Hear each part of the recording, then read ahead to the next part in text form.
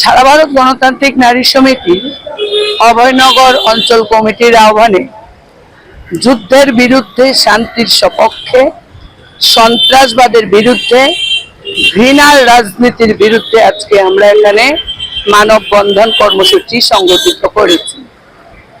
আমরা লক্ষ্য করছি প্যালেস্তাইনের উপর ইসরায়েলি যে আক্রমণ, সেই আক্রমণে হাজার হাজার শিশু নারী তাদের জীবনহানি ঘটছে, তাদেরকে হত্যা করা হচ্ছে।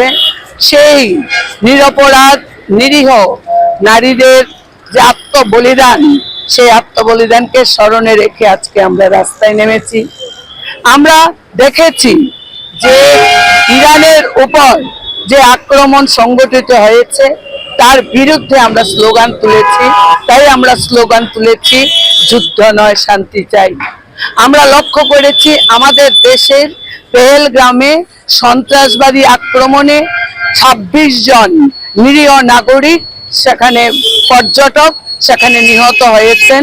তাদের স্মৃতির প্রতি শ্রদ্ধা জানিয়ে আজকে আমরা এখানে মানব শৃঙ্খল যে কর্মসূচি তা সংগঠিত করছি।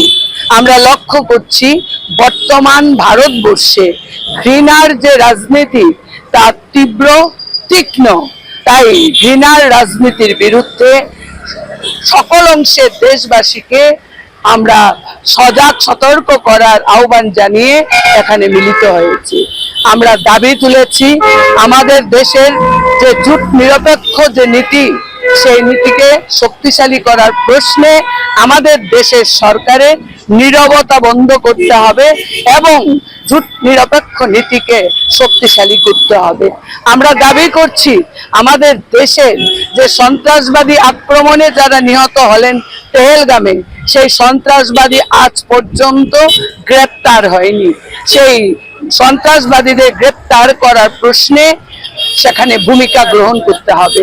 আমরা দাবি তুলছি আমাদের দেশের সংবিধানের যে তাকে যে পদদলিত করার চেষ্টা হচ্ছে তা বন্ধ করতে হবে। আমরা দাবি করছি অবিলম্বে পার্লামেন্টের বিশেষ অধিবেশন ডেকে পেহেলগামের ঘটনার যে স্পষ্টীকরণ, সেই স্পষ্টীকরণ সেখানে দিতে হবে। আমরা দেখেছি পেহেলগামের ঘটনার পর সর্বদলীয় সভা হয়, সেই সর্বদলীয় সভায় আমাদের দেশের প্রধানমন্ত্রী উপস্থিত ছিলেন না। তাই আমরা প্রধানমন্ত্রীর কাছে জানতে চাই পেহেলগামের ঘটনায় যে নিরাপত্তার যে ত্রুটি ছিল, কি কারণে ত্রুটি ছিল, কি কারণে সেই নিরীহ মানুষজন মারা গেছে, তা আমাদের দেশের সরকার জনগণের কাছে স্পষ্ট করুক। তাই আজকের এই যে মানব শৃঙ্খল, এই শৃঙ্খল আমরা এখানে মানে সংগঠিত করছি। My father used to worry about my education and my future, but I found the right path at Techno College of Engineering. Here, we explore the cutting edge of knowledge of physics, chemistry, computer science engineering, electrical engineering, civil engineering, mechanical engineering, electronics communication engineering, 3D design and artificial intelligence. We are mentored by world-class faculty members and empowered through the Teka Tools initiative, which connects us directly with industry. Techno College of Engineering,